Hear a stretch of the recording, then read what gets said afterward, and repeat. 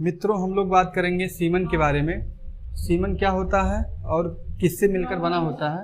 मित्रों, सीमन जो होता है यह एक फ्लूइड है, एक द्रव है जो मैथुन क्रिया के समय हमारे पेने से निकलता है।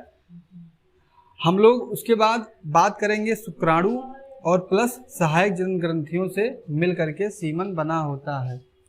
शुक्राणु जो होता है ये लगभग 10% होता है सीमन में, और सहायक जनन ग्रंथियों से जो फ्लूइड निकलता है, जो द्रव निकलता है, वो 90% होता है सीमन में।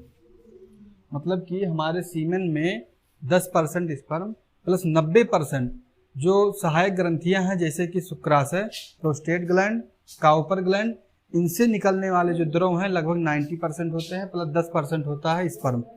उसके बाद हम लोग बाइलूम की अगर बात करें कि कितना नॉर्मल माना जाता है, तो मित्रों यह 3 ml से लेकर के 4 ml होना चाहिए। जो हमारा सीमन का वॉल्यूम होता है 3 ml से 4 ml होना चाहिए। उसके बाद हम लोग बात करेंगे नॉर्मल स्पर्म काउंट के बारे में। जो नॉर्मल स्पर्म काउंट होना चाहिए, मतलब रिप्रोडक्शन के लिए, फर्टिलाइजेशन के लिए जो नॉर्मल स्पर्म काउंट होना चाहिए, वो 20 मिलियन से लेकर के 120 मिलियन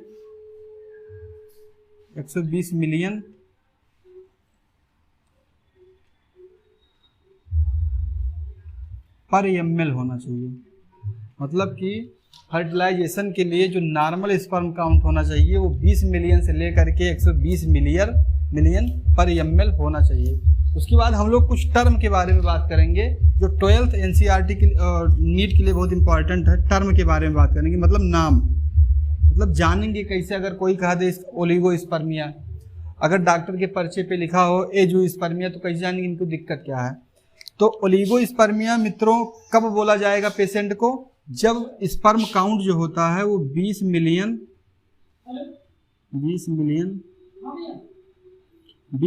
से कम हो। ओलिगोस्पर्मिया तब बोला जाएगा जो नॉर्मल स्पर्म काउंट है 20 मिलियन से लेकर के 120 मिलियन, अगर 20 मिलियन से कम हो तो हम बोलेंगे ओलिगोस्पर्मिया। उसके बाद अगला टर्म है एजुस्पर्मिया, ये बहुत इंपॉर्टेंट है। अगला स्पर्म है एजुस्पर्मिया। ए मतलब आपको पता होगा, ए मतलब होता है अब्सेंट, मतलब कि हमारे सीमन में स्पर्म की मात्रा एकदम अब्सेंट हो, मतलब बिल्कुल ही स्पर्म ना हो, तो इसको हम क्या बोलेंगे, नील, या बहुत कम मात्रा में या फिर अब्सेंट ही हो, इसको हम लोग बोलेंगे नील स्पर्म। अगर स्पर्म एकदम तनिको ना आ रहा हो, एकदम मतलब थोड़ा बहुत भी ना बन रहा हो, तो बोलेंगे एजुस्पर्मिया। क्योंकि फर्टिलाइजेशन के लिए 20 मिलियन से लेकर के 120 मिलियन पर ml की आवश्यकता होती है। तो ओलिगोस्पर्मिया कंडीशन में 20 मिलियन से कम हो जाएगा, एजुस्पर्मिया में स्पर्म की मात्रा एकदम घट जाएगी, कम हो जाएगी, बनेगा ही नहीं पूरा। उसके बाद अगला टर्म है नेक्रोस्पर्मिया। यदि स्पर्म का जो स्पर्म होता है, जो सीमन जांच में यदि स्पर्म ज़्यादा से ज़्यादा मात्रा में डेड पाए जाएं, तो हम लोग बोलेंगे नेक्रोस्पर्मिया, मतलब कि डेड स्पर्म। अगर स्पर्म हमारे सीमन में स्पर्म डेड पाया जाता है तो उसको हम लोग कहेंगे नेक्रोस्पर्मिया। उसके बाद अगला हमारा है, यदि सीमन के टेस्ट में यदि सीमन की जो, मतलब सीमन टेस्ट में किया क्या जाता है, सीमन टेस्ट में स्पर्म की क्या होता है, साइज देखा जाता है, मोटिलिटी देखी जाती है, मोटिलिटी, साइज देखा जाता है, मोटिलिटी देखी जाती है। उसके बाद उसका काउंट देखा जाता है, इतनी चीजें देखी जाती हैं। तो यदि टेट्रोस्पर्मिया का मतलब होता है, टेरेटोस्पर्मिया का मतलब होता है ये उसके साइज में मतलब विभिन्नता हो, साइज सही से ना हो, तो हम लोग क्या बोलेंगे, टेरेटोस्पर्मिया। यदि साइज में मतलब विभिन्नता हो, तो डिफरेंट साइज, अगर साइज में विभिन्नता हो तो हम लोग बोलेंगे टेरेटोस्पर्मिया। अगला जो होता है हमारा टर्म है जूस्पर्मिया। यदि मोटेलिटी में दिक्कत हो, यदि स्पर्म के मोटेलिटी में, चलने में स्पर्म की दिक्कत हो, तो उसको हम लोग क्या कहेंगे, जूस्पर्मिया, मतलब मोटेलिटी प्रॉब्लम, मोटेलिटी प्रॉब्लम।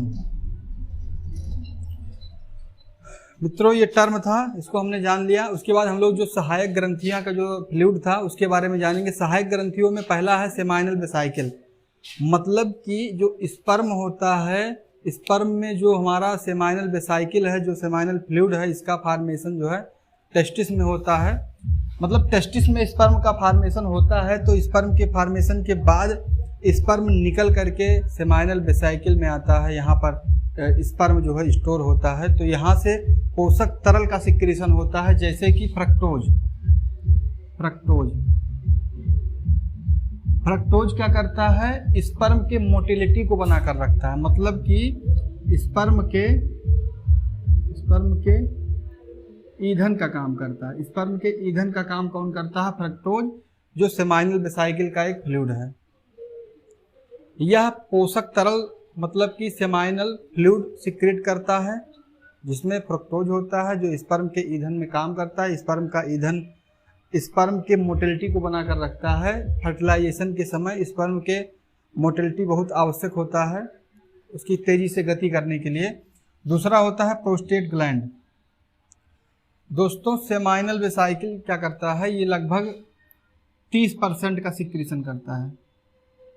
30% नहीं, 60 से लेकर के 70% का सिक्रीशन ये करता है। 90% में 60-70% का सिक्रीशन ये करता है। और 30% का सिक्रीशन क्या करता है, प्रोस्टेट ग्लैंड। प्रोस्टेट ग्लैंड का काम क्या है मित्रों, इसमें प्रोस्टेट ग्लैंड क्या होता है, यह इसमें कैल्शियम, प्रोस्टेट कैल्शियम, उसके बाद सिट्रिक एसिड, तमाम तरह के न्यूट्रिएंट पाए जाते हैं प्रोस्टेट ग्लैंड का। तो लगभग 30% ये और 70% ये बना करके पूरा 90% का निर्माण करते हैं, सिट्रिक एसिड। उसके बाद काउपर ग्लैंड क्या करता है, काउपर ग्लैंड मित्रों ये हमारे जो पेनिस होता है उसमें थोड़ा लुब्रिकेंट का काम करता है, लुब्रिकेंट का काम करता है। उसके बाद ये पीएच को मेंटेन करता है, ये अम्लीयता को